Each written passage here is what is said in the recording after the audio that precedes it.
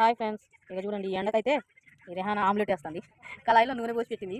Omelette అయ్యిద్దా లేదా అని చూడండి. అమ్మో సుర్రు అన్నది. అందులో వేసింది, కళాయిలో వేసింది.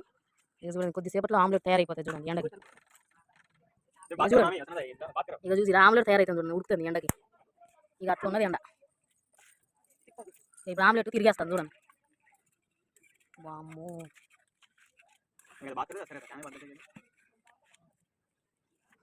ఆమ్లెట్ రెడీ అయిపోయింది. తింటమే ఇక టేస్ట్ చేయటమే. చెట్టు ఇంట్లో చెట్టు. ఇప్పుడు ఈ ఆమ్లెట్ టేస్ట్ చేస్తా చూడండి. పప్పకాయ చూసుకుంటాను లేకపోయినా అని. ఉదయం ఆమ్లెట్ వెళ్ళింది.